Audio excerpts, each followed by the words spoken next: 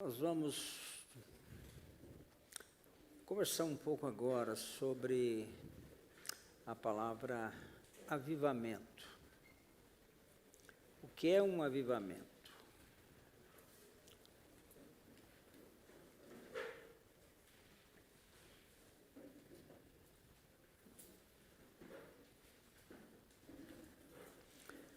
Avivamento não é um movimento, não é barulho. Avivamento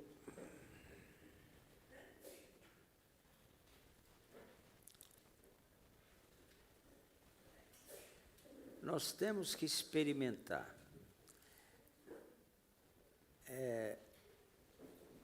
A vida cristã que não está vivendo um avivamento, ela está aquém dos propósitos de Deus. Ela não alcançou ainda o propósito de Deus.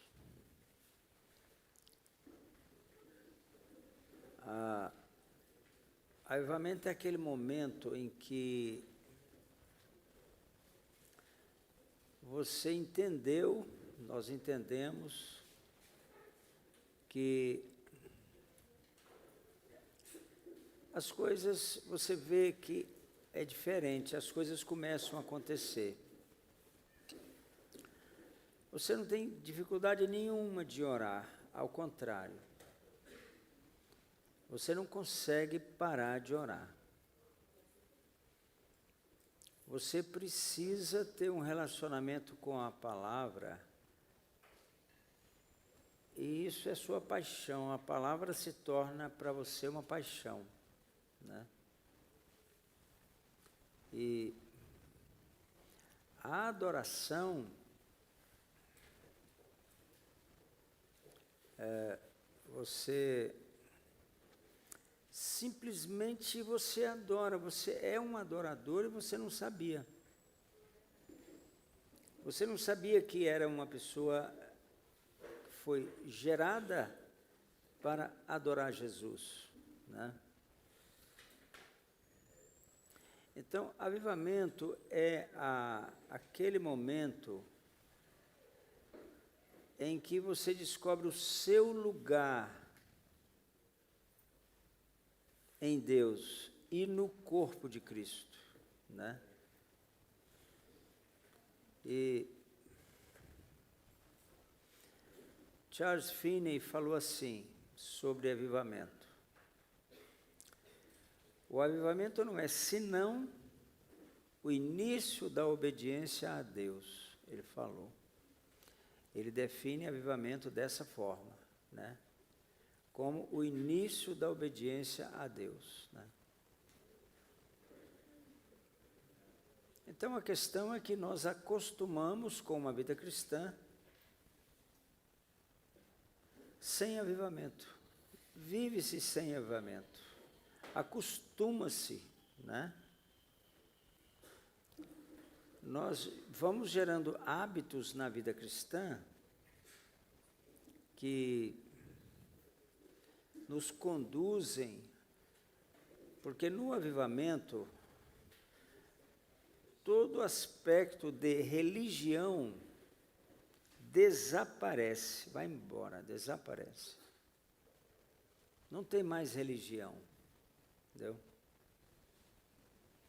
No avivamento não tem, você não é batista, você não é Assembleia de Deus, você não é comunidade, você não é isso, não é aquilo, não é. Avivamento você é o corpo, né?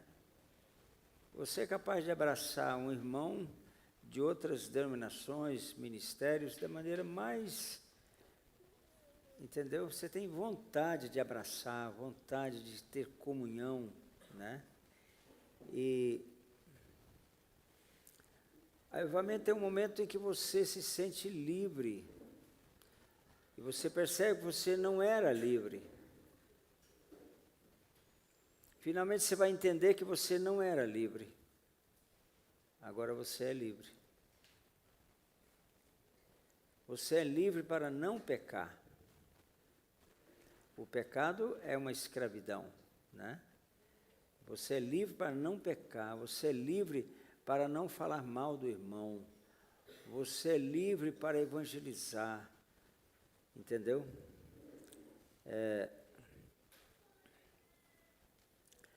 Há uma linguagem, irmãos. Abra aqui comigo em Abacuque. Abacuque, capítulo 3.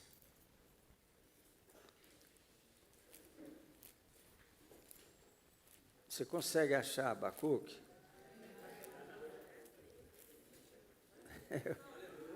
Esses profetas menores, de vez em quando eu dou uma patinada, né?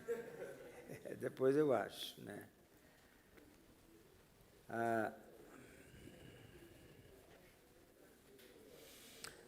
Abacuque fala assim, ó, 3:2. Antes de ler, Abacuque, ele foi contemporâneo de Jeremias.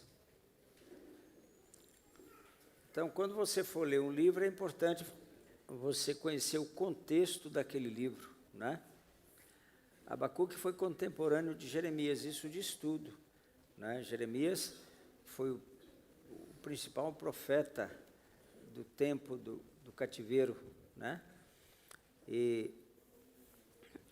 Então veja o versículo 2, 3:2. Tenho ouvido, ó Senhor, as tuas declarações e me sinto alarmado. Aviva a tua obra, ó Senhor, no decorrer dos anos, e no decurso dos anos faze-a conhecida. Na tua ira, lembra-te da misericórdia, né?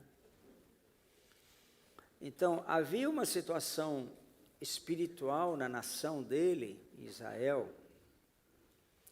Ele olhou, ele ficou alarmado com aquela situação tão grave, e ele olhou para Deus e falou: Senhor, só um avivamento. Tem saída não. É o nosso caso hoje, aqui no Brasil, né? Só um avivamento, né, poderá realmente mudar a história da nossa nação. Porque um avivamento muda a história da nação, né? Da nação. A nação só pode ser mudada não é através dos políticos. Eles estão fazendo algo que o homem pode fazer e deseja fazer. Mas só Deus, só o mover de Deus pode mudar a história de uma nação, e não é os políticos, né? Isso tem acontecido em várias nações, né? Então, veja, ele fala assim, primeiro ele clama a Deus por misericórdia, lembra-te da misericórdia, né? E o país dele estava debaixo de um juízo de Deus tão forte que quando Nabucodonosor fez o cerco de Jerusalém, a fome foi tão imensa que as mães tinham, vamos dizer, uma mãe e um filho. Hoje, duas mães, né? Então, hoje a gente vai matar o nosso filho e comer ele. E quando acabar, a gente mata o seu filho. Olha a situação que estava, né? Eu sempre abro de manhã, eu abro o site da Folha e da Veja. E no site da Folha estava a seguinte informação: 2015 terminou com 1.400.000 empregos a menos no Brasil. Quer dizer, 1.400.000 pessoas perderam o emprego o ano passado. Isso pessoas com carteira assinada, né? Perderam o emprego, né? Você vê, a situação é de alarmar, é ou não é? Você imagina né? É uma coisa impressionante, esse número, né? E, então, o que nós podemos fazer a respeito? Nós vamos buscar a Deus, né? Nós vamos buscar um avivamento, né?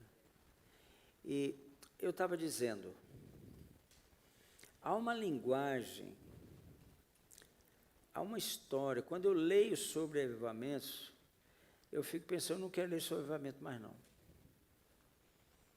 Eu já li muito sobre avivamento. Eu quase, sei quantos avivamentos eu tenho lido, né? Eu já li muito sobre avivamento.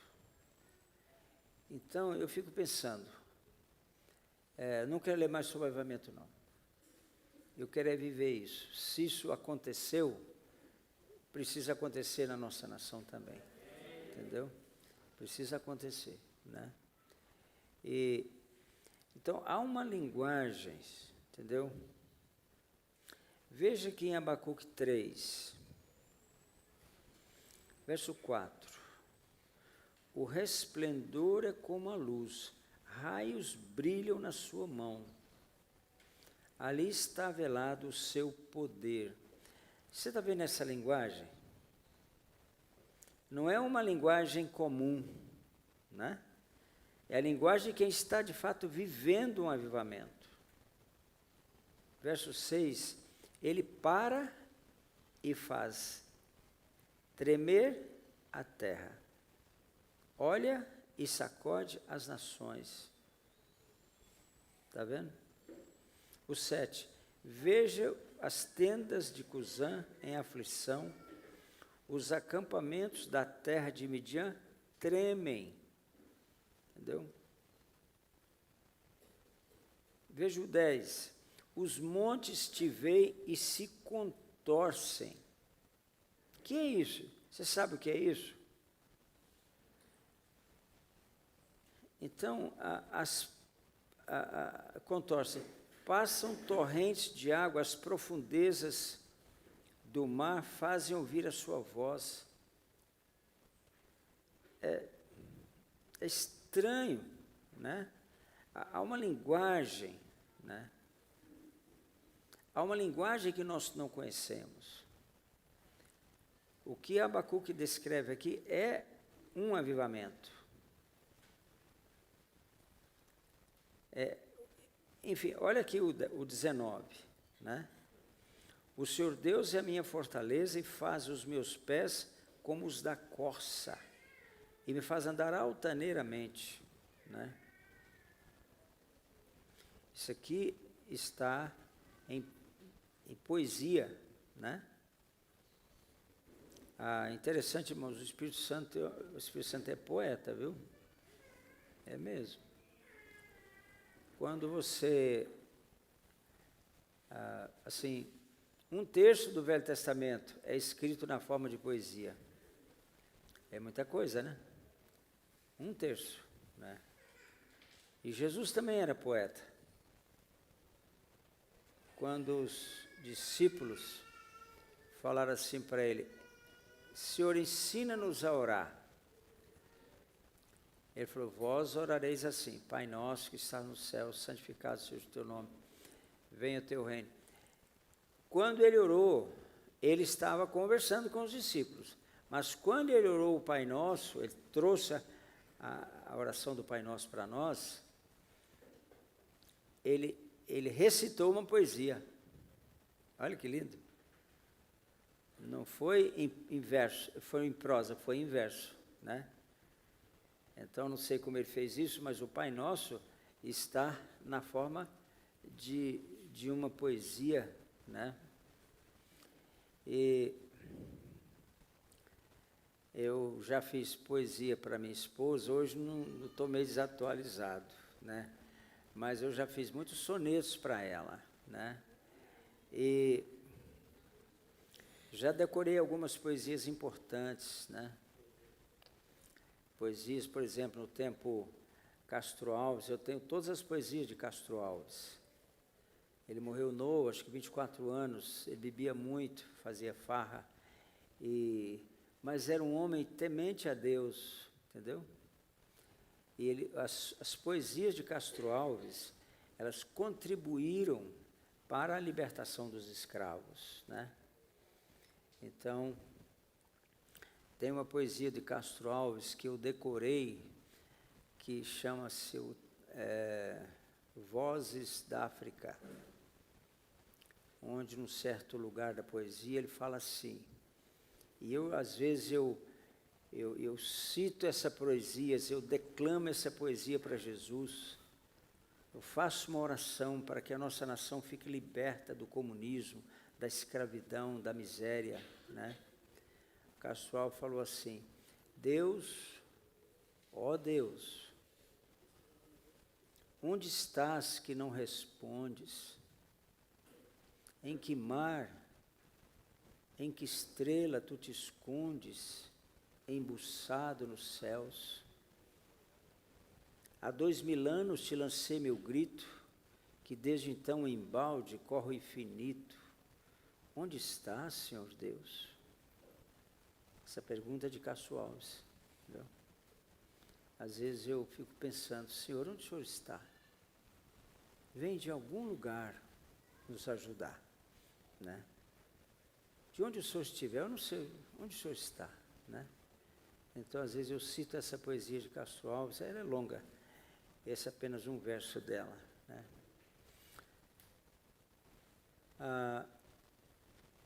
Irmãos, nós precisamos conhecer que a palavra é real, é verdadeira, que a palavra funciona, entendeu? Que isso aqui funciona, né? Então, de fato, nós precisamos de um avivamento, né?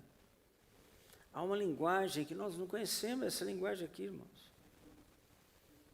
Nós precisamos viver um avivamento na nossa nação. Eu tive uma vez nos Estados Unidos e visitei os monumentos aos pastores, aos missionários, aos homens de Deus que geraram avivamentos nos Estados Unidos. Só não fui, acho que em um deles. Então, quando você chega em Boston, está lá uma placa bonita, irmãos, a placa é enorme, placa de bronze grande, em homenagem a Dwight Moody, no lugar onde ele foi batizado no Espírito Santo. Entendeu? Está lá a placa. Ele era sapateiro e ali, naquele lugar onde ele foi batizado no Espírito Santo, tem uma placa em homenagem a ele, né? Eu fui onde David Brainerd nasceu. Irmãos, é impressionante aquilo, como as raízes de uma nação, sabe? Elas precisam estar firmadas na verdade, em homens de Deus, homens que pagaram um preço, né? Eu fui onde Jonathan Edwards pregou, onde ele ministrou o sermão. Hoje a igreja, não tem a igreja mais lá, mas tem uma placa no lugar onde ele pregou, é pertinho de Boston, aquele sermão, pecadores nas mãos de um Deus irado. E se você ler aquele sermão, eu lendo aquele sermão, eu fico pensando, minha linguagem está muito light, eu preciso apertar mais a minha linguagem com os pastores, né? E quando ele terminou o sermão, irmãos, pecadores, esse sermão se encontra na internet, no Google, só você pôr o nome dele lá, famoso sermão. Quando ele terminou o sermão,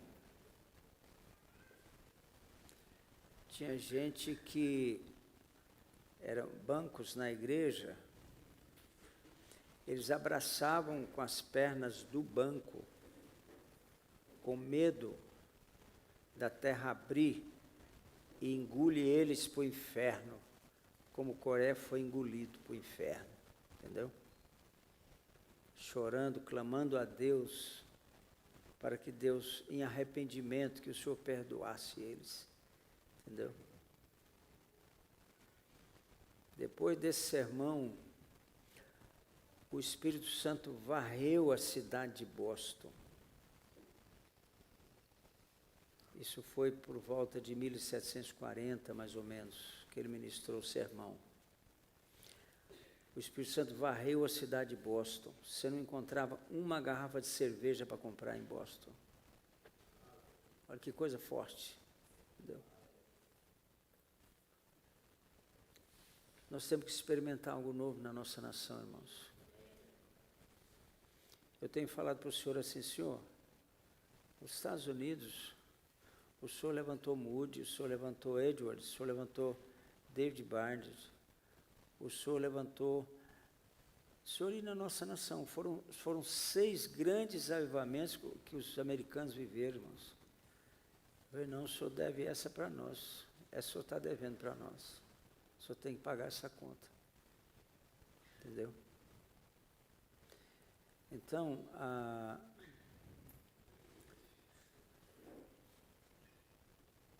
todo avivamento, irmãos, ele foi produzido por um pequeno grupo de pessoas, entendeu? Que buscaram a Deus verdadeiramente por um avivamento, né? E semana que vem nós vamos ter aqui um seminário sobre arrependimento, e lá até puseram na internet, não é paternidade, é arrependimento e paternidade, não colocaram a palavra arrependimento. O seminário é sobre arrependimento, né? Principalmente sobre arrependimento, né? E eu vou terminar de selecionar um pequeno grupo de irmãos, a maioria é pastor, mas alguns não são pastores, que nós vamos ter um tempo diferenciado de oração, entendeu? Eu cancelei minhas viagens agora em fevereiro, mês de fevereiro eu sempre vou ao exterior, então não vou não. Nós vamos buscar a Deus, entendeu? A favor da nossa nação, né? E irmãos, o Brasil é muito rico. A maior bacia fluvial do mundo, a maior área agricultável do mundo está no Brasil, entendeu? O nióbio é um metal mais caro do que o ouro.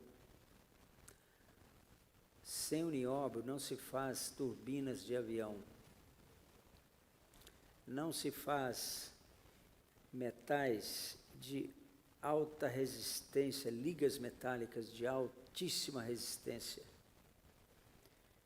Não se faz um iPhone sem nióbio. O Brasil tem 98% de todo o nióbio existente no mundo.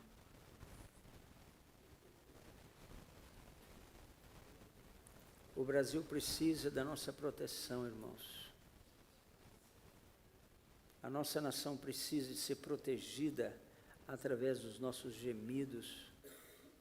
Deus, ó Deus, onde estás que não respondes? Vamos clamar até Ele responder, até Ele soprar o seu vento santificador na nossa nação. Você tem ideia do que vale isso? 98% das reservas de nióbio, um metal mais caro que o ouro. O Brasil é muito rico, muito lindo. E semana que vem e na outra semana nós vamos fazer um plano de oração, mas não só de oração, nós vamos lutar no monte e no vale.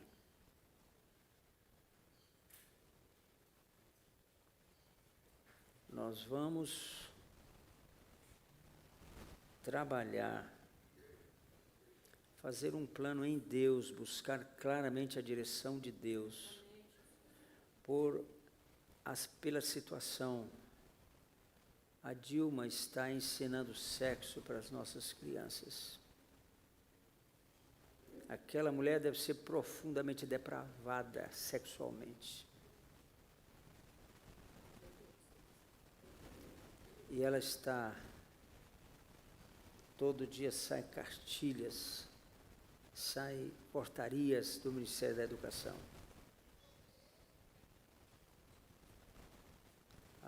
É plano do comunismo, irmãos, destruir a família.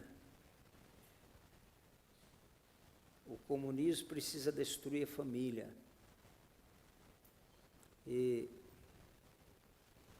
é isso que o comunismo está fazendo em nossa nação, entendeu? Destruindo a família. E a Dilma é apenas um vetor. Só isso que ela é. Um vetor que está trazendo essas doenças para a nossa nação. Eu não sou político, no sentido partidário, mas eu amo a minha nação. Você ama o Brasil? Não é? Então, os pastores, irmãos, a maioria estão tão descuidados, irmãos, em relação a isso. Então, nós vamos selecionar um pequeno grupo de pessoas para orar, né? Para buscarmos a Deus. E você também pode fazer isso. E precisa fazer isso, entendeu? Eu vou colocar aqui algumas ideias sobre avivamento para vocês, né? Oração 24 horas. Não se alcança um avivamento sem oração 24 horas. Oração e adoração, entendeu? 24 horas. Né? E eu quero desafiar você. Nós temos um plano de oração 24 horas, que está fazendo 1 ano. Onde você ora 2 horas por dia. Você ora 2 horas por dia. Em um relógio de oração. Digamos que você começou a orar meio-dia. Você vai orar de meio-dia às 2, por sua cidade e pela nação. E são pelo menos 12 pessoas necessárias para cobrir as 24 horas. Se a senhora ora 12 pessoas, cobre 24 horas. Todo dia 15, dia 30, você joga 2 horas para frente. Agora você vai orar das 2 às 4. Dia 30 você passa das 2 para as 4. Dia 15 do mês que vem, você joga, quer dizer, 15 e 30 você joga 2 horas para frente. Aí, assim, o relógio gira. O seu gira, de todos giram. Entendeu? E se você não puder orar naquele horário, tudo bem, vai ter muita gente orando. Aquele horário vai estar coberto com alguém que estará orando 2 horas naquele horário. Mas você tem que pagar a conta. Você pode orar de madrugada, 1 hora à noite, 1 hora no final do dia. Você paga a conta. De qualquer modo, você vai orar 2 horas por dia. Entendeu? E nós estamos trabalhando isso, né? E tem um ano que estamos trabalhando isso. Estamos com cerca de 2.000 pessoas cadastradas para orar 2 horas por dia, nesse processo que eu estou falando. Em todo o Brasil, já temos cerca de 2.000 pessoas. Está faltando uma coordenação melhor. Agora a pastora Ana Willa, que está ali, ela começou a coordenar e trabalhar para organizar isso, né? Para oração 24 horas, né? E porque oração na Bíblia, irmãos, é 24 horas. Aqui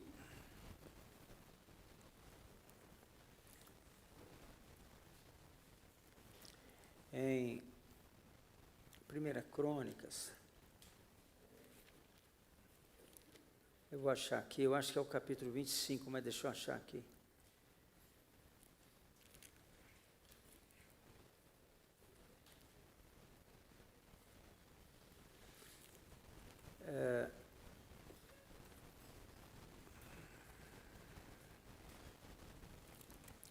Olha comigo, 1 Crônicas 23 em diante.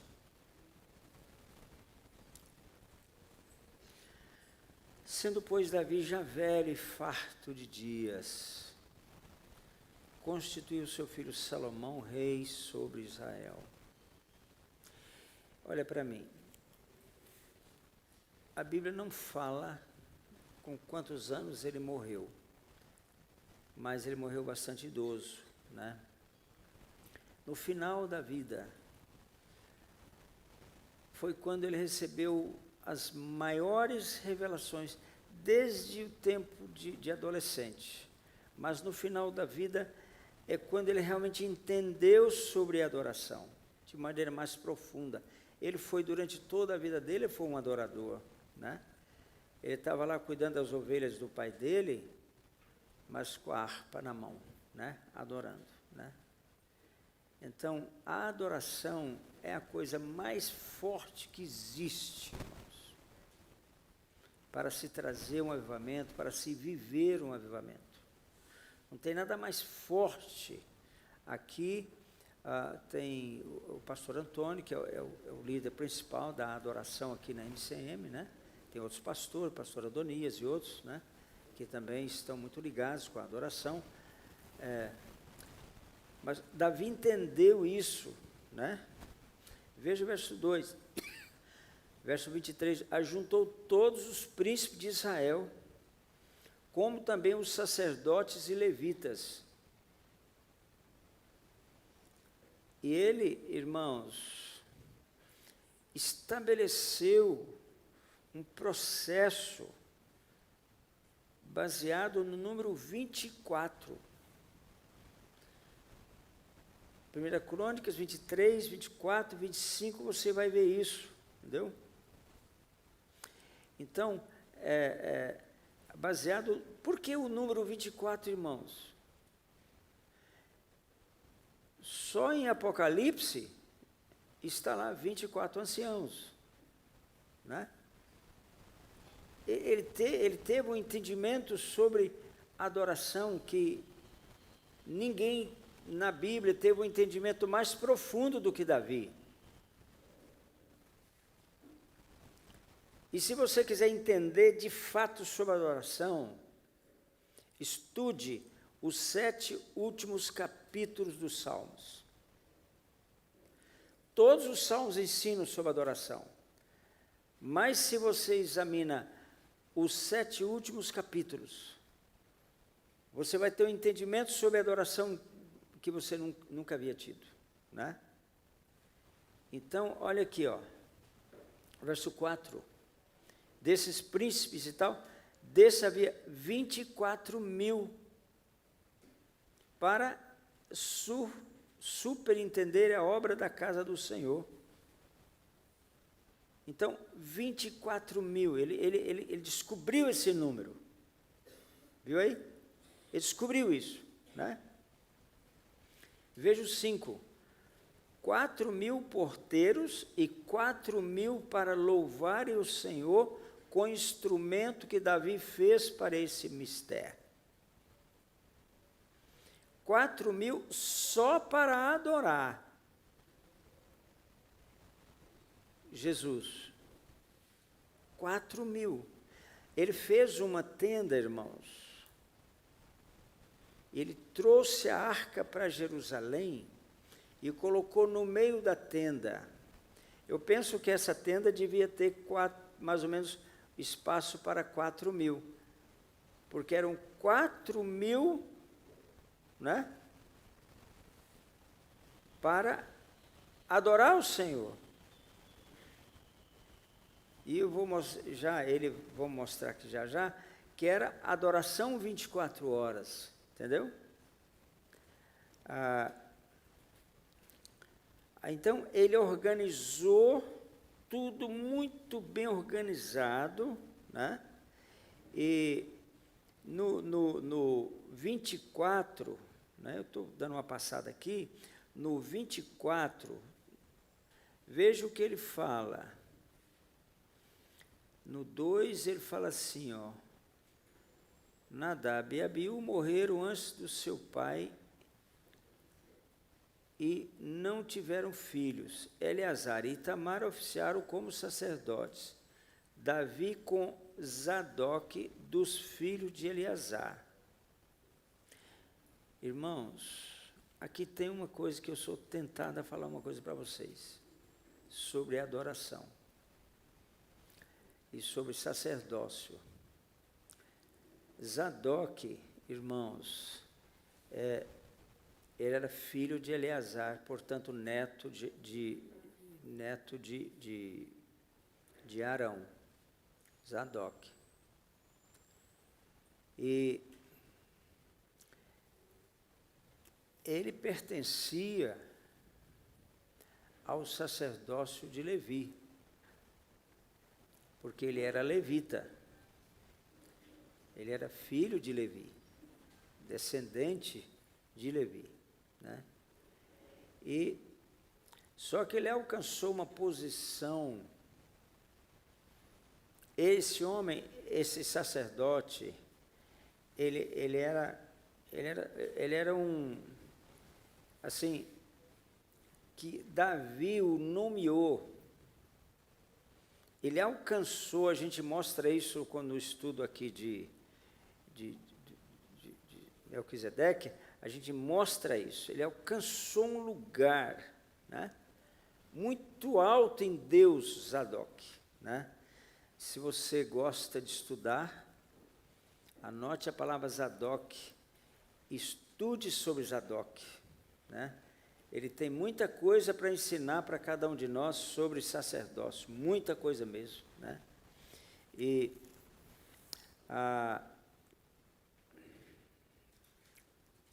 então, ele dividiu os turnos, né? Depois veja o 25, que é onde eu quero chegar. Veja aqui o 25. Davi, juntamente com os chefes do serviço, separou para o ministério os filhos de Asaf, de Emã e de Jedutum, para profetizarem com harpas, alaúdes e símbolos.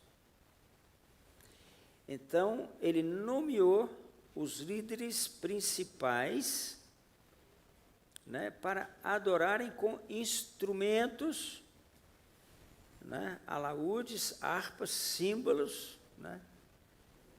E aqui ele faz a escala da adoração, entendeu?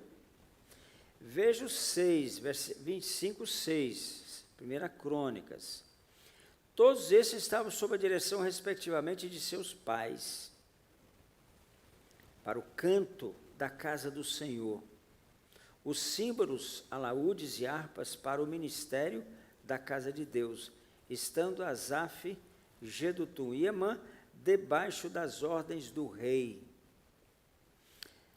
Então, aqui tem dois princípios. Sem isso, você não alcança um avivamento na sua vida. Primeiro, sob a direção de seus respectivos pais.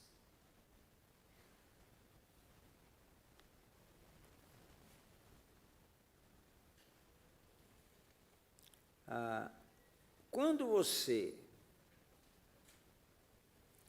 de fato, entende isso, e você se submete aos seus pais, né? Tem uma irmã que está vindo para cá mês que vem, a Mônica. Ela esteve aqui conosco um tempo. Quanto tempo ela esteve aqui, você sabe, Zé? 1 ano mais ou menos, pelo menos 1 ano ela esteve aqui, 1 ano. O pai dela, ela lá do Pará. Ela já estava até desenvolvendo o mídia, o pai dela falou, volta. Ela voltou. E já tem bastante tempo que ela voltou. E o sonho dela é estar aqui, trabalhar aqui. Mas o pai falou, volta. Ela voltou, entendeu? E ela está lá tirando xerox, tem uma coisa lá de vender. Xerox, né? Ela está fazendo isso lá, um trabalho secular, né? Para o pai. E quando foi ano passado, tem uns 3 meses, o pai falou assim para ela, final de fevereiro, então eu vou te liberar, sei lá, para a MCM. Quem tem esse comportamento não tem jeito de dar errado na vida, entendeu? Uma pessoa que entende o que é a autoridade na vida dela, a autoridade dos pais, né? A obediência aos pais, né? E logo em seguida fala aqui, ó, Asaf já adotou Yamã debaixo das ordens do rei. Olha aí.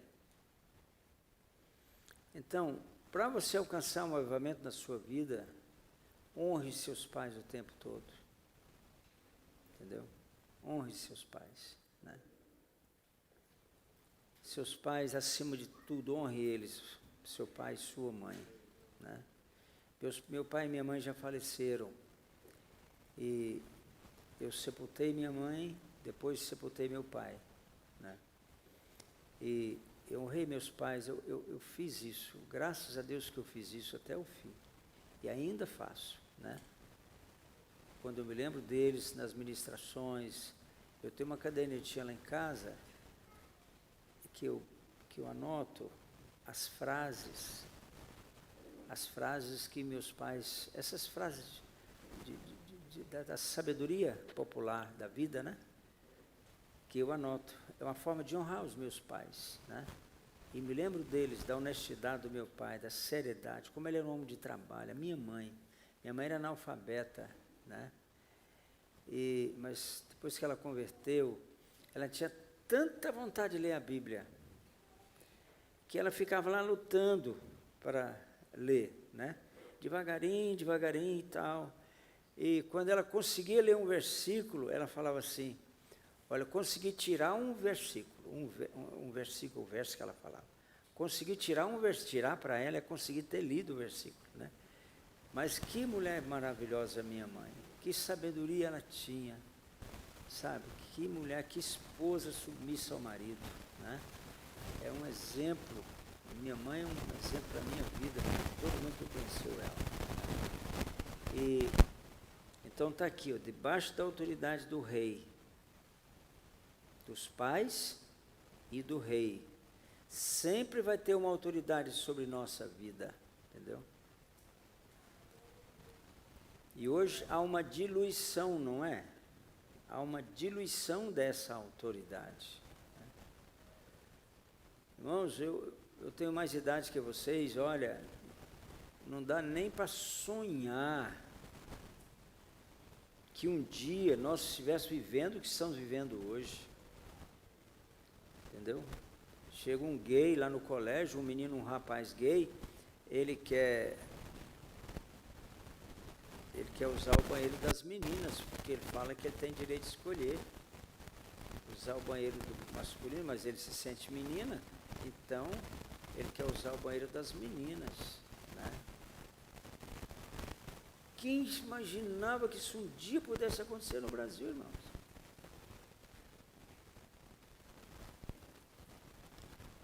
Irmãos, ou nós pagamos um preço agora por um avivamento, ou o juízo de Deus virá muito mais severo sobre a nossa nação. Eu temo isso, irmãos. Só para terminar um pontinho aqui sobre a oração 24 horas, né? Ele fez os turnos de oração, né, daqueles que iam cobrir cada hora, entendeu? Cada hora, né? Você veja o verso 9, a primeira sorte tocou a família de Asaf e saiu a José, a segunda Gedalias, os seus irmãos e seus filhos eram 12 ao todo. Então, cada hora tinham 12 adoradores, lá na parte alta de Jerusalém. Naquele tempo, não existiam rádios, TVs. Então, eu para falar com vocês aqui agora, precisa de um som de qualidade, senão o pessoal lá atrás não ouve. Mas não era assim antes. Por que agora precisa de som e tudo?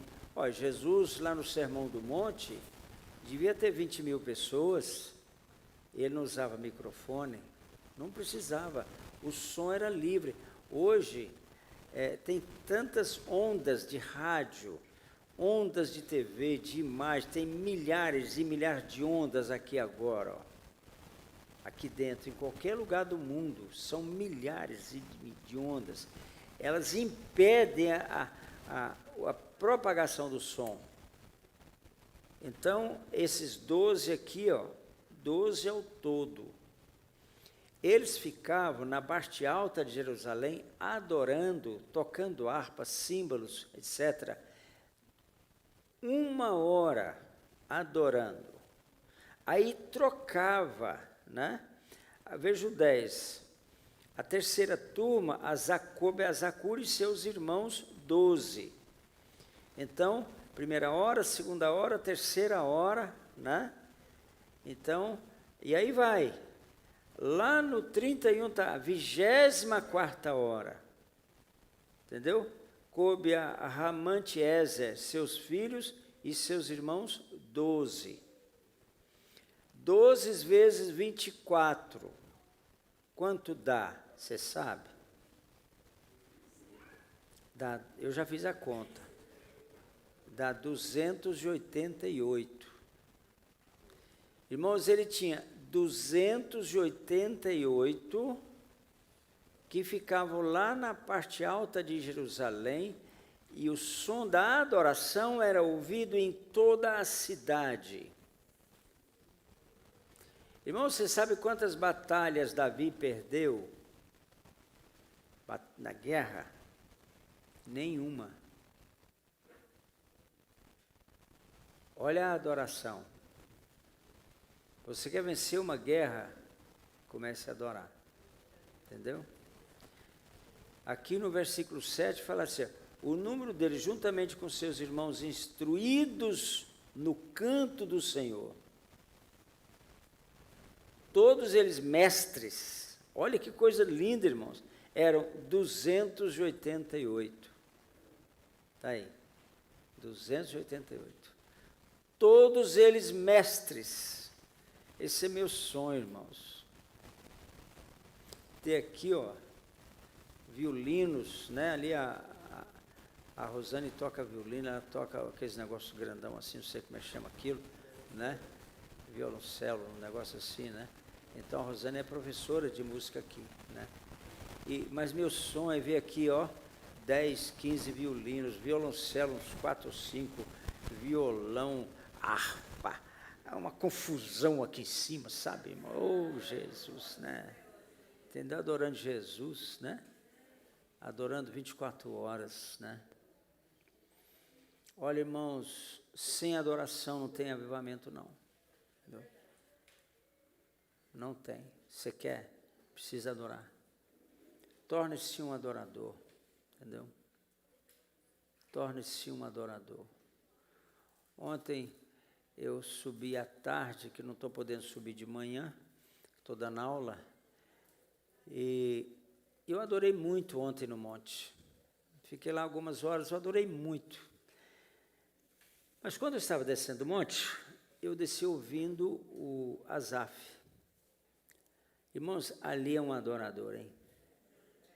Ali é um adorador, né? Um homem que não se vendeu pelo dinheiro, né? Há mais de 30 anos ele é um adorador no Brasil, ele não se vendeu. Na década de 70, irmãos, começou uma adoração no Brasil, um avivamento, irmãos. Começou um avivamento no Brasil. Aqui em Goiânia, na rua 72, eu não participei da maneira ativa, mas eu estava lá sentado no banco, assim, vibrando com o que estava acontecendo. E a adoração começou a ser restaurada no Brasil na década de 70. Só que os líderes daquela época, o principal foi o pastor Robson Rodovalho, hoje o bispo Rodovalho, da Sara Nossa Terra, foi o principal. Tenho boa amizade com ele, uma pessoa de Deus, né? Até uma vez ele me ofereceu um programa na TV dele, a Gênesis.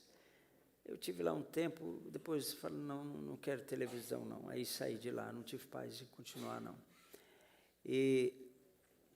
Mas iniciou-se a adoração verdadeira no Brasil, né? Só que esse movimento de adoração, irmãos, o que aconteceu? O tempo foi passando e foi morrendo, por quê? Dinheiro.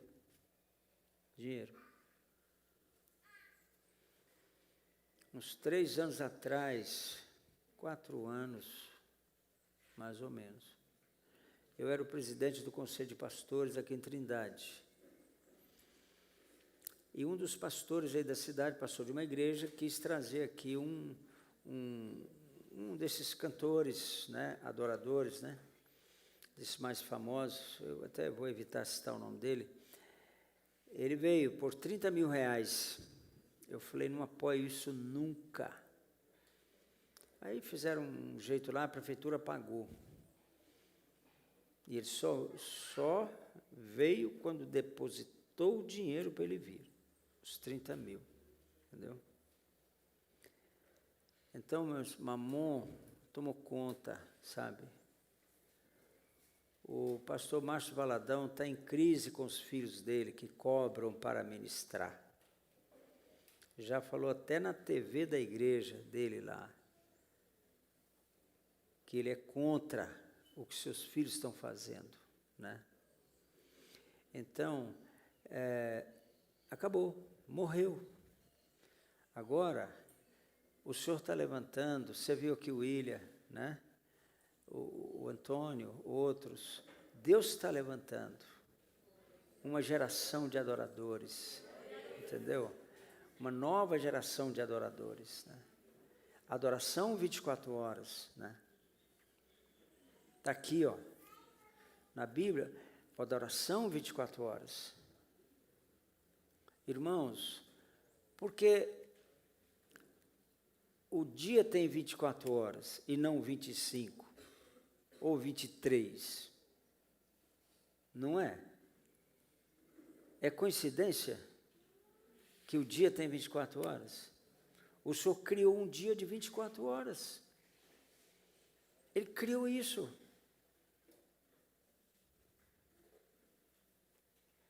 Então, Davi entendia esse princípio de adoração 24 horas, né? E por que são 24 anciãos, irmãos? Eles comandam a adoração no céu. Quando a igreja está adorando, e entra naquele momento profundo de adoração. Essa adoração sobe até o céu. E lá, em cada hora, um dos 24 anciãos estará acionando a adoração lá no céu, a que está indo aqui da terra. E a sua adoração vai ser ouvida por bilhões de anjos, todos os salvos, e vai ser cantada em todo o céu. Olha a força da adoração verdadeira. É por isso, irmãos, que nós precisamos restaurar a adoração. A gente tem que sonhar, não tem? Joel falou que os velhos sonharão sonhos. Eu não fiquei velho, mas eu estou sonhando sonhos. E um dos sonhos que eu tenho, irmãos, é de levantar a adoração 24 horas no mundo inteiro. Entendeu? No Brasil, na Bolívia. Como é que chama a sua cidade? Fala bem alto o nome da sua cidade. Todo mundo. 24 horas de adoração lá.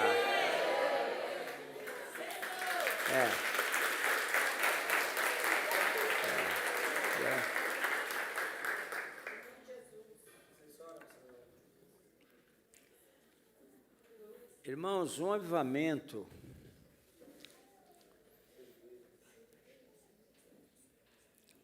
nós nos tornamos servos uns dos outros. Assim, mas eu quero te servir. O que eu posso fazer por você? Pelo menos engraxar seu sapato. Sabe? Fica tão bonito, fica tão fácil servir, né? Quando Elias entendeu alguns princípios da palavra, Elias é meio cabeção, né? Ele era difícil. Elias não era brincadeira, não. Ele brigava com Deus, e tem que brigar com Deus mesmo às vezes, né? Ele foi buscar Eliseu, que era o principal discípulo dele, e ele lançou o seu manto sobre Eliseu.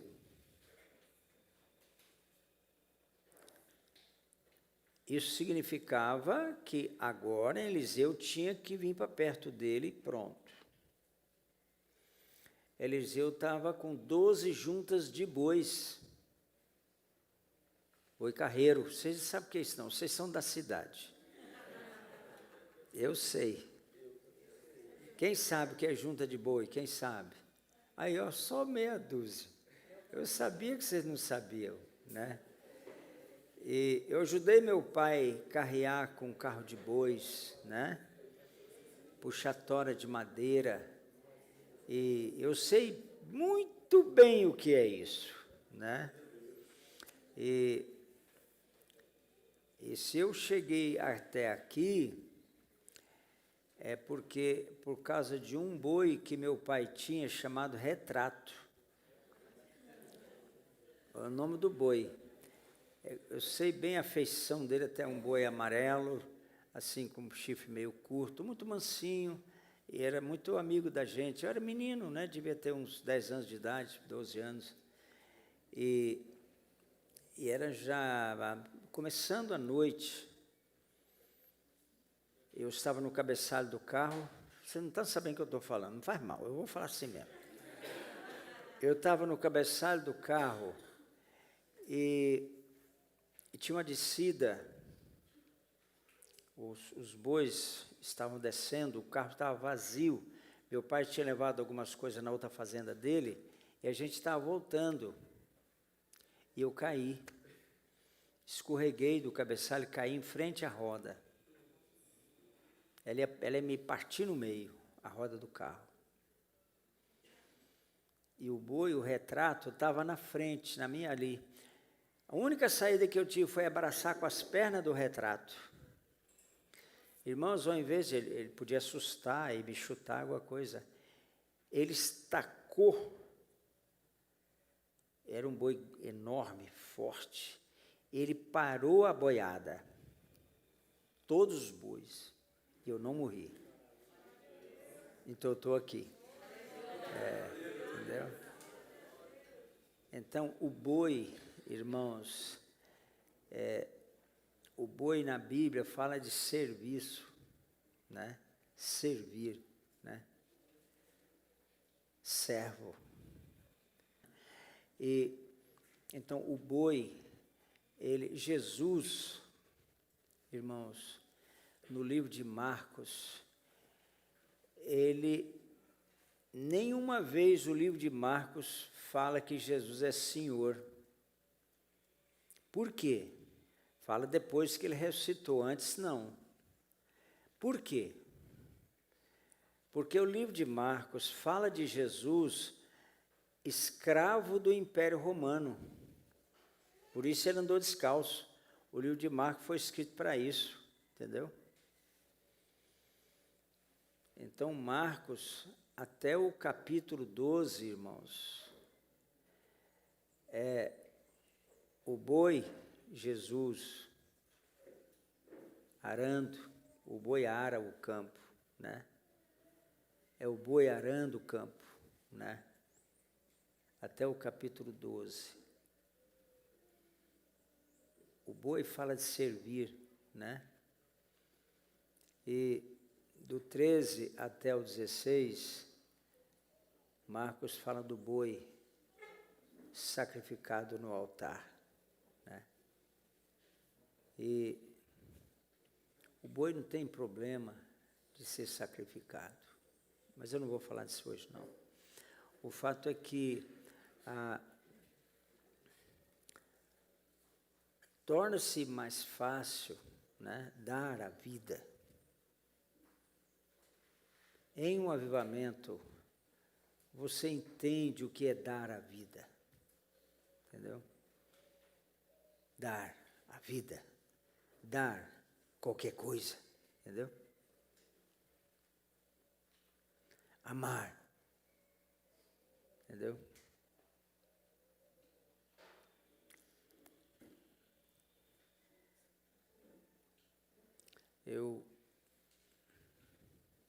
Ontem, o Pablo chegou, foi ontem aqui, Zé? Anteontem, né? Chegou um rapaz aqui. Pablo está aqui na sala agora, não? Ele deve estar trabalhando na cozinha. Ele está lá, né? Ô Pablo, estou falando de você aqui. É aquele lá, ó.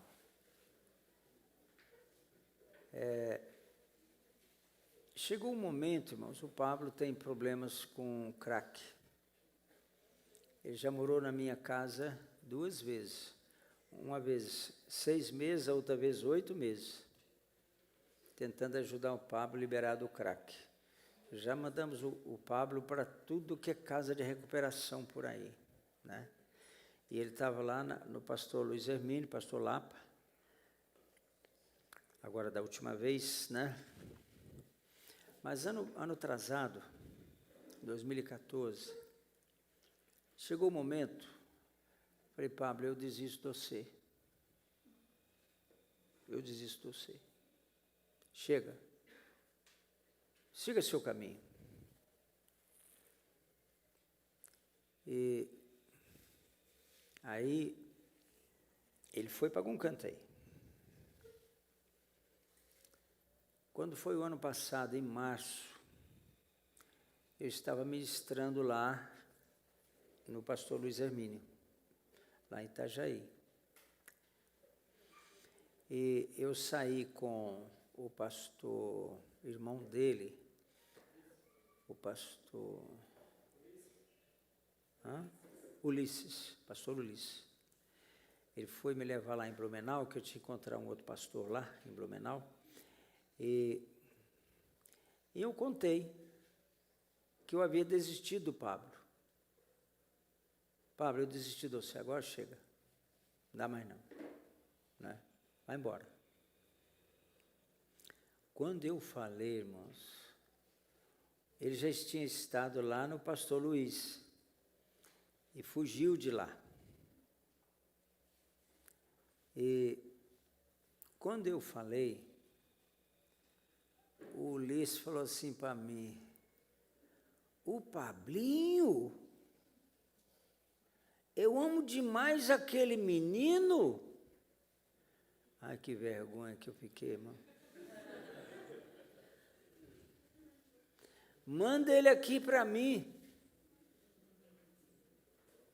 Eu cheguei aqui, procuramos o Pablo, acharam ele por aí, as meninas ligam para o Pablo, vai atrás do Pablo e tal. Pablo, está aqui a passagem, vai embora, vai lá para o Ulisses de novo. Ele foi. Chegou aqui anteontem novamente, entendeu? O amor não desiste, irmãos. Entendeu? Aqui em João 13, né? Jesus reúne os discípulos quando ele ministra a ceia. Ele fala lá, fala assim, ó: tendo amado os seus, amou-os até o fim. Aí é duro, irmãos. Amar é fácil, mas amar até o fim. Entendeu? Eu tinha desistido do Pablo. Eu tinha, entendeu? Amou-os até o fim, né? Então, o Pablo vai ter que me aguentar. Porque eu não vou desistir dele mais, não. Entendeu? Vou não. Até ver o Pablo 100% restaurado, servindo a Deus, né? E tudo, né? Então, Jesus, irmãos, naquela hora, ele lavou os pés de Judas. No último momento, ele sabia que em seguida Judas ia trair ele, ia entregar ele para morrer, né? Mas mesmo assim, no último momento, ele deu oportunidade para Judas. E na NIV fala assim, ó, esse texto, na NIV fala assim: mostrou-lhes toda a extensão do seu amor. Toda a extensão, né? Mas como vamos entender isso? Sem um avivamento? Impossível, irmãos. Entendeu? Irmãos, em um avivamento, a gente tem vivido alguns vislumbres de um avivamento, alguns momentos maravilhosos, encontro profético, aqui mesmo intensivo algumas vezes, e tal. Mas em um avivamento, eu li uma história que aconteceu numa igreja lá, onde começou um avivamento lá nos Estados Unidos, com Charles Finney, e terminou a reunião, eram as 10 da noite, por aí, terminou o culto, e o pessoal está saindo, cada um saindo para a sua casa, né? Lá fora já e tal.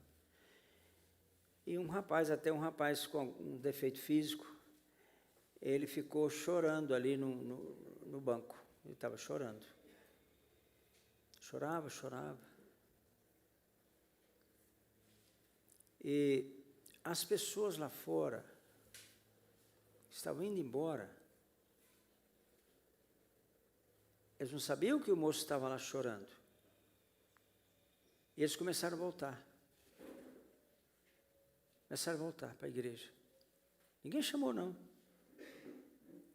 Um sentimento de pecado. Eu pequei. Eu pequei. Eu preciso confessar meu pecado. Entendeu? Começou a voltar. Daqui a pouco todo mundo tinha voltado. Todo mundo ali. Sem nenhuma direção a não ser do Espírito Santo. Num profundo arrependimento.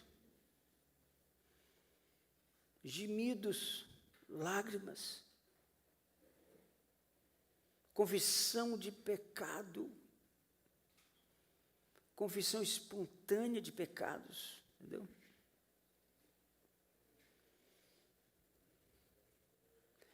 Irmãos, temos que viver isso, irmãos. Nós precisamos alcançar momentos como esse na nossa vida. Na nossa igreja, na nossa cidade, nós precisamos viver isso. Entendeu? Jesus, irmãos, isso aqui em Mateus capítulo 9, ele vê a multidão como ovelhas que não têm pastor. E diz o texto lá no verso 36, que ele teve compaixão daquela multidão. Aí eu fui olhar no original o que significa aquela palavra, compaixão, que ele teve ali. Sabe o que ele sentiu? Dores no ventre. Dores de parto. Ele viu aquela multidão assim, ó. Ele começou a sentir dor no ventre.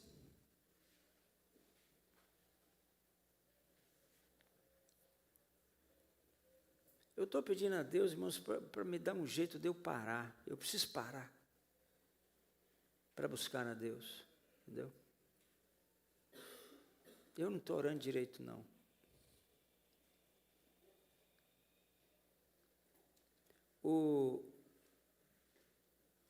Qualquer dia, abra o Novo Testamento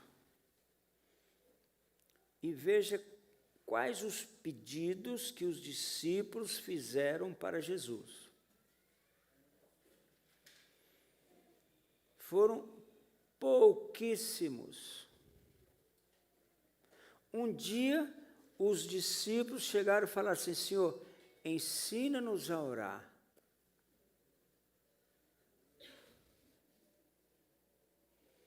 Irmãos, por quê? Eles não pediram: Senhor, como é que ressuscita um morto? Como a gente pode curar um cego, um surdo, um aleijado? Ensina para a gente, Senhor. Não pediram isso, não.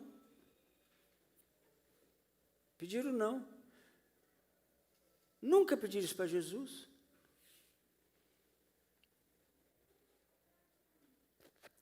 Ensina-nos a orar. Isso eles pediram. E a minha oração esse ano, irmão, vai ser essa. Já anotei no meu caderno.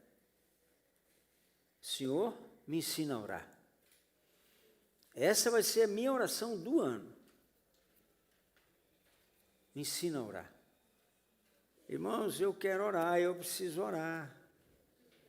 Eu quero aprender a orar. Quem quer aprender é porque não sabe. Então, eu quero que o Senhor ensine-me a orar. Ele sabia.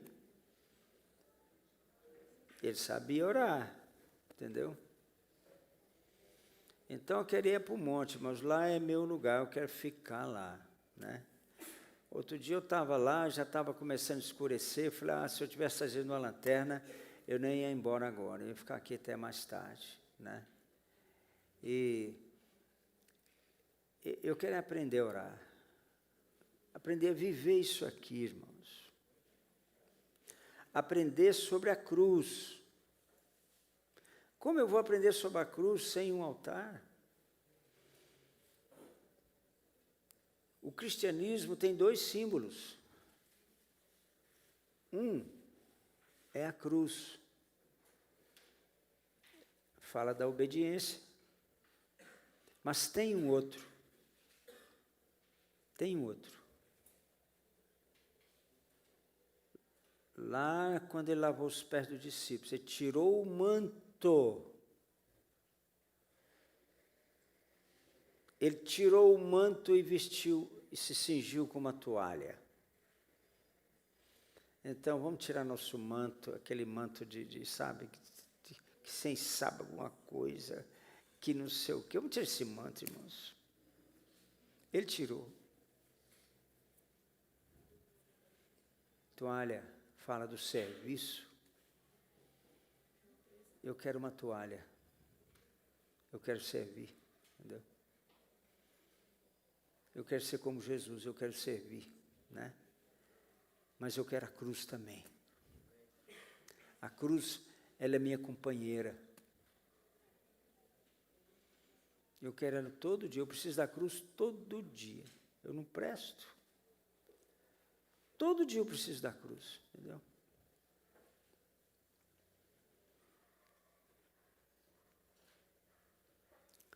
A pessoa que eu mais peço perdão e procuro é minha esposa, entendeu? É minha esposa.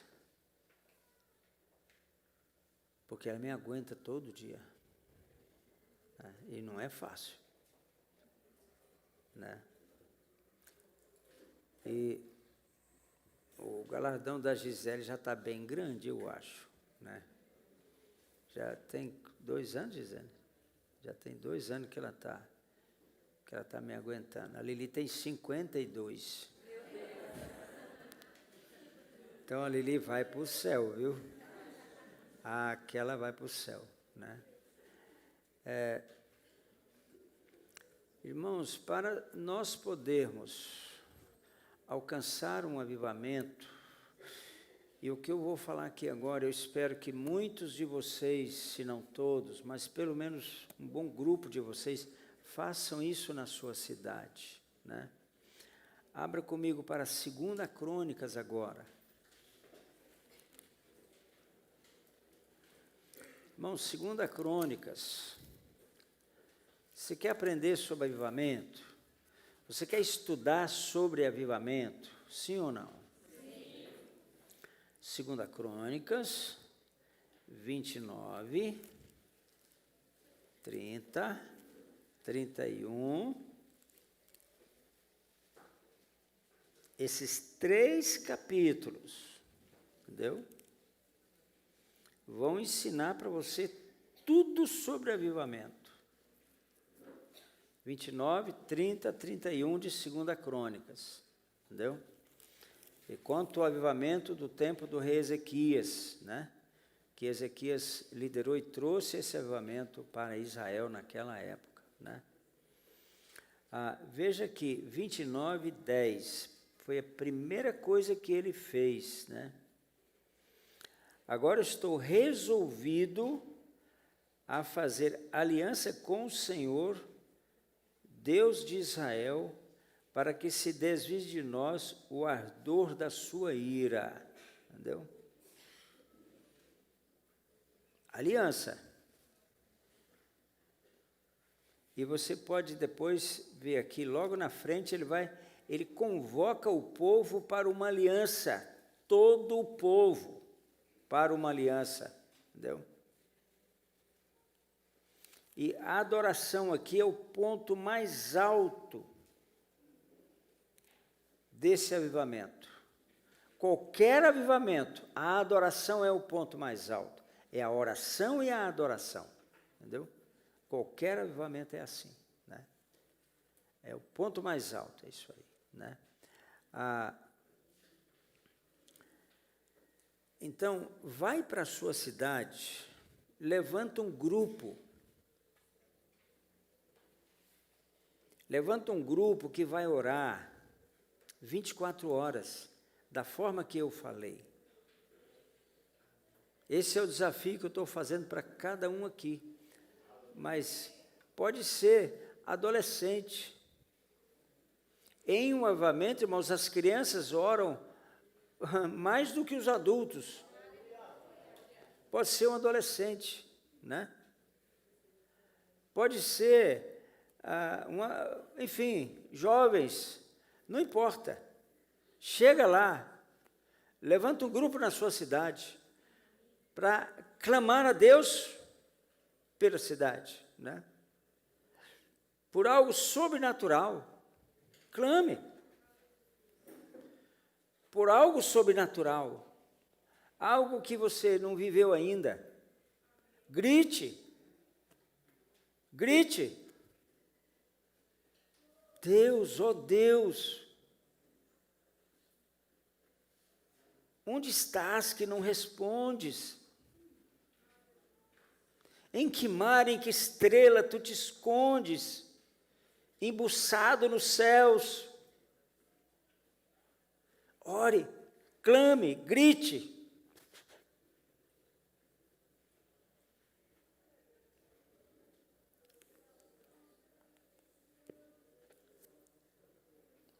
Aqui em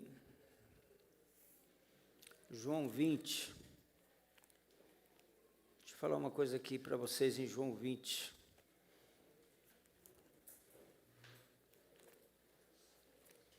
A importância desse clamor. Olha o que acontece aqui.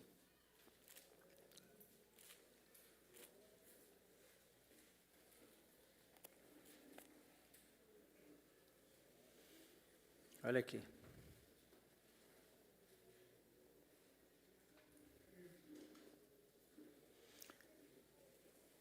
No primeiro dia da semana, Maria Madalena foi ao sepulcro de madrugada, sendo ainda escuro, e viu que a pedra estava removida. Se você for lá para Mateus 28, para Marcos 16, Lucas 24, todos relatam esse fato aqui. E você vai ver que ela não foi sozinha, não. Mas João só coloca Maria. Então correu e foi ter com Simão Pedro, Maria, e com outro discípulo, que era ele mesmo, a quem Jesus amava, e disse-lhe, tiraram do sepulcro o Senhor, e não sabemos onde o puseram. Irmãos, o Senhor falou assim, buscar-me-eis e me achareis. Quando? Todo o coração. Então, para achar Jesus, você tem que buscar. E aqui está um exemplo. Olha, levaram o Senhor. Então, ela já estava o quê? Buscando Jesus. Ela já foi lá buscar Jesus, né? Elas foram, levaram ungüentos para ungir ele. Ambos corriam juntos, mas o outro discípulo correu mais depressa do que Pedro e chegou primeiro ao sepulcro. Não era muito longe, era perto. Abaixando-se, viu os lençóis de linho, todavia não entrou. João não entrou.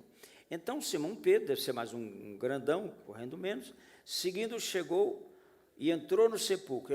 Pedro assim, já vai entrando logo, né? Ele é apavoradão. Ele também viu os lençóis, e o lenço que estivera sobre a cabeça de Jesus, e que não estava com os lençóis, mas debaixo de um lugar à parte. Jesus é muito organizado, né? Quando ele ressuscitou, deixou tudo arrumadinho ali, tudo, né? Não deixou as coisas bagunçadas, não, deixou tudo bem arrumado. Pois ainda não tinha, verso 9, vamos rápido, ainda não tinham compreendido a Escritura, que era necessário ressuscitar dentre os mortos. E voltaram os discípulos outra vez para casa, estavam escondidos. Veja bem, eles foram procurar Jesus, mas voltaram. O túmulo está vazio, eles devem realmente ter roubado o corpo, né? e tudo, então a gente volta, triste, voltaram para onde eles estavam, né? Aqui, verso 11, Maria, entretanto, permanecer junto à entrada do túmulo, chorando. Chorando. Quando você procurar Jesus, irmãos, que você não sabe onde é que ele está. Em que céu, em que estrela que ele está, a gente não sabe. Entendeu, irmãos? O Senhor vem de algum lugar, vem. O Senhor está em algum lugar, pois então vem. Aí chore. Entendeu? Da primeira vez ela não chorou, ela foi buscar recurso nos discípulos. Mas como os discípulos foram embora, ela não desistiu e ficou chorando. Entendeu? Pode chorar. Chora que ele vem. Entendeu? Ele não aguenta, não. O coração dele é muito sensível, né? Chora, né? Dia primeiro agora, eu gritei lá, gritei chorando lá no monte. Precisava chorar naquele momento, chorar muito, né? Chora, né? Ela estava chorando. Enquanto chorava, abaixou-se, olhou para dentro do túmulo e viu 2 anjos vestidos de branco, sentados onde o corpo de Jesus fora posto, um à cabeceira e outro aos pés. Bom, pelo menos os anjos já vieram. Jesus ainda não veio, mas os anjos vieram. Em socorro de Maria. Eles vieram para dar um recado para ela. Então não pare de buscar. Porque o avivamento tem que começar em você. É algo pessoal. E é de você que vai espalhar para outros, né? Então vai buscar. Aí Jesus morreu. Levaram o corpo dele. Irmão, tem uma situação pior que essa? Olha o que ela fala. Eles lhe perguntaram, mulher, por que choras? Verso 13. Ela lhes respondeu, porque levaram o meu Senhor e não sei onde o puseram. Irmãos, pode ter uma situação pior do que essa. Jesus morreu, levaram o corpo dele. Onde colocaram o corpo dele? Eu não sei. Olha a situação dessa mulher. Ela falou isso para os anjos. Você pode ver em outros textos que vai tratar que havia um brilho ali naquela hora. A glória estava ali. Mas ela não estava interessada nos anjos, não. Onde colocaram ele? Onde o Senhor está?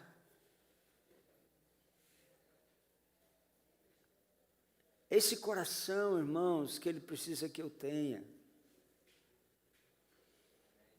Esse coração que não desiste, buscar-me-eis e me achareis quando me buscardes. De todo o coração, essa aqui buscou. De todo o coração, né? Não sei onde o puseram. Tendo dito isso, verso 14, voltou-se para trás e viu Jesus em pé, mas não reconheceu que era Jesus, porque estava de noite, né? Agora ele veio, entendeu? Perguntou Jesus, mulher, por que choras? A mesma pergunta dos anjos, né? A quem procuras? Será que ele não sabia? Ela, supondo ser o jardineiro, respondeu, Senhor, se tu o tiraste, dize-me onde o puseste, eu o levarei. Eu levarei. Eu quero, ele é comigo, não é com você, não. Eu o levarei. Eu vou dar um jeito de levar ele.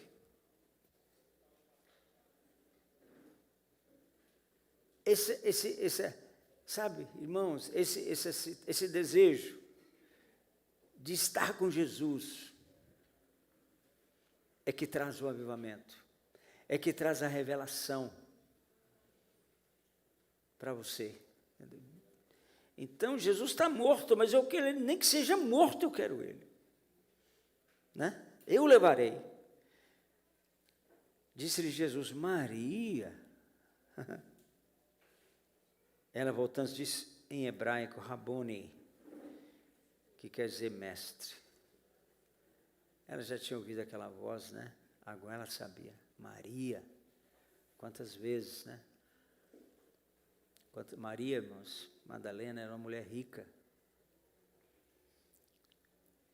Era uma mulher dona, ela tinha uma fábrica de perfumes, dos mais caros. Ela recebia príncipes árabes na cama. Ela era uma mulher muito rica, só que endemoniada, né? O Senhor expulsou os demônios dela, né? Salvou ela, né? E ela agora está apaixonada, não é por um príncipe árabe, mas é pelo Senhor do céu e da terra. E agora ela quer ele, nem que seja morto, ela quer ele de qualquer maneira, né? E olha o que ela faz, irmãos. Verso 17, recomendou-lhe Jesus, não me detenhas. Sabe por que ele falou isso? Sabe por quê? Olha o que aconteceu. Quando ela começou a chorar, que os discípulos voltaram, não entenderam a grandeza do momento. Quando ela começou a chorar, Jesus estava subindo do Hades, do inferno. Ele estava subindo do Hades com todos os salvos do Velho Testamento. Em espírito, num corpo espiritual, todos estavam no corpo espiritual. Eles estavam subindo para o céu, para cumprir o Salmo 24, né? Subindo para o céu com milhões e milhões de pessoas, uma glória imensa estava ali. E sabe o que ela faz? Ela não vê, porque ele estava num corpo espiritual, ele estava voltando para o céu, né? Ele estava num corpo físico, ressuscitado, mas Abraão, Isaías, todo mundo lá não estava. Estavam num corpo físico, um corpo espiritual, ela não podia ver. Eu não vejo o corpo espiritual, né? Mas eram milhões, talvez bilhões de pessoas. Ele está subindo, e eu creio que Abraão estava do lado dele, assim, né? Eu falei, Abraão, olha, vamos ter que parar a nossa subida um pouco para o céu. Vamos ter que interromper a nossa subida para o céu. Porque tem a minha filha minha chorando ali, ó. É Jesus. Esse é o coração dele. Sabe o que ela fez? Ela se agarrou nos pés dele. Por isso ele fala, não me detenhas. Eu ainda não subi para o Pai. Ela se agarrou nas pernas dele, assim, nos pés dele. Não sobe não. Eu não vou deixar o senhor subir. Ah, que momento. Ela queria segurar ele com ela. Quando ele vier, deixa ele embora, não. Segure ele para você. O senhor não vai embora, não. Eu não quero que o senhor vá embora nunca mais. Entendeu?